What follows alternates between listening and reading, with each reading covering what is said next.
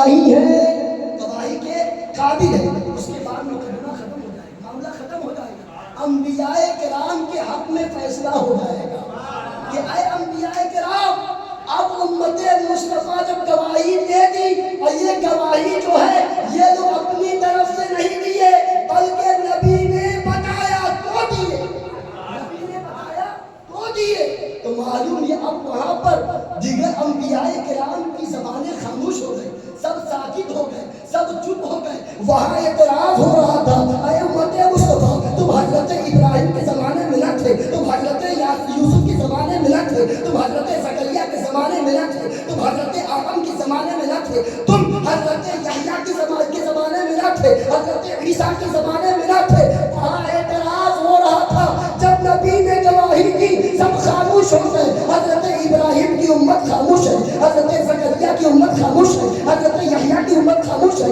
حضرت لوط کی امت خاموش ہے، پتا چلا میرے نبی وہاں حاضر بھی تھے، ناظر بھی تھے، اسی لیے کسی کی ہمت نہیں پڑی کہ وہ اعتراض کر سکے، کچھ بول سکے، معلوم ہوا فرش والے تیری شوکت کا علوم کیا جانے، خود روا عرش پہ اڑتا ہے،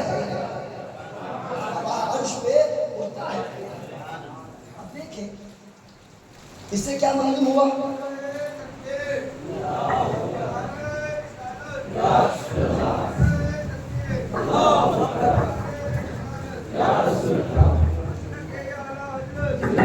نعرہ تکبیر، نعرہ رسالت، مسلک اعلیٰ حضرت، فیضان اعلیٰ حضرت مفتی عبدالرحمن صاحب قبلہ، نعرہ تکبیر، نعرہ رسالت، مسلک اعلیٰ حضرت، نعرہ حیدری، نعرہ حیدری۔ آپ لوگ تشریف رکھیے جگہ پہ۔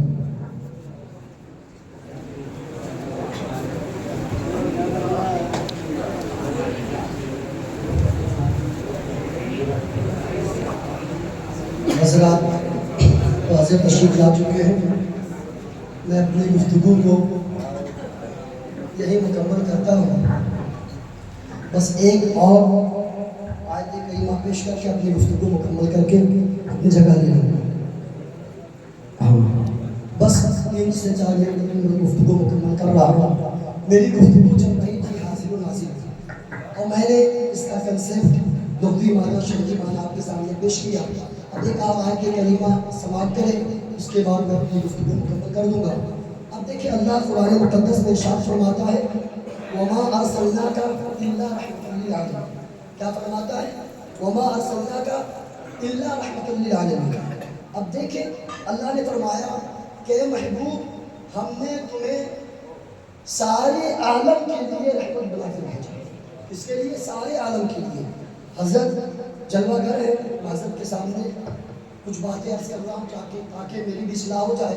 اب دیکھیں کہ اللہ نے یہاں پہ استعمال کیا تو لفظ عالمین استعمال کیا، کیا استعمال کیا؟ عالمین، عالم کی جمع ہے عالمین۔ اللہ نے یہ نہیں فرمایا کہ اے محبوب ہم نے تمہیں ایک عالم کے لیے رحمت بنا کر بھیجا، 2 عالم کے لیے رحمت بنا کر بھیجا، 3 عالم کے لیے رحمت بنا کر بھیجا، رب نے بلکہ فرمایا سارے عالم کے لیے رحمت بنا کر بھیجا۔ عالم کسے کہتے ہیں؟ عالم اللہ کے سوا ہر چیز کو عالم کہتے ہیں، دنیا کہتے ہیں، اور عالم کی بے شمار قسمیں ہیں، عالم امکان ہے، عالم امر ہے، عالم الوان ہے، عالم اجسام ہے، عالم ملائکہ ہے، فرشتوں کی دنیا، اجسام کی دنیا، یہ سب الگ الگ دنیا ہے۔ پھر عالم اجسام جو ہے اس کی بھی قسمیں ہیں، اس میں کیا عالم انسان ہے، عالم حیوانات ہے، جانوروں کی دنیا، نباتات کی دنیا، جمادات کی دنیا، یہ سب الگ الگ دنیا ہے۔ تو اللہ فرماتا اے محبوب ہم نے تمہیں ہر عالم کے لیے رحمت بنا کر بھیجا۔ دیکھیں اللہ نے اپنے محبوب کے لیے جب استعمال کیا تو وہاں بھی لفظ العالمین استعمال کیا، اور جب رب نے اپنے لیے استعمال کیا تو بھی کیا استعمال کیا؟ العالمین استعمال کیا، یعنی رب نے اپنے لیے استعمال کیا الحمدللہ رب العالمین، یعنی تمام تعریف رب العالمین کے لیے، یعنی تمام تعریف اس پروردگار کے لیے جو سارے جہاں کا پروردگار ہے۔ اب دیکھیں جب رب نے اپنے محبوب کے لیے استعمال کیا تو وہاں بھی العالمین استعمال کیا، اپنے معلوم ہوا کہ جس عالم کے لیے رب کی ربوبیت ہے اس عالم کے لیے میرے آقا رحمت ہے، میرے آقا رحمت ہے، اور رحیم کے لیے، رحم پہنچانے والے کے لیے، رحم دینے کے لیے ضروری ہے کہ وہ حاضر بھی ہو ناصر بھی ہو۔ پتا چلا میرے آقا عالم ملائکہ کے لیے بھی جو ہے تو حاضر و ناصر ہے، عالم اجسام کے لیے بھی جو ہے تو حاضر و ناصر ہے، عالم نباتات کے لیے بھی کیا ہے تو حاضر و ناصر ہے۔ اسی سے معلوم ہوا کہ میرے آقا جو ہے تو ہر عالم کے لیے رحمت ہے، تو ہر عالم کی رحمت ہے، اسی عالم میں رہ جاتے، یہ ان کی مہربانی ہے کہ حضرات یہ میرے آقا کی شان ہے، میرے آقا کی عظمت کی گفتگو تھی، عقلی دلائل بھی یہاں موجود تھے اور احادیث طیبہ بھی تھی۔ میں اپنی گفتگو کو یہی مکمل کرتا ہوں۔ السلام علیکم ورحمۃ اللہ وبرکاتہ۔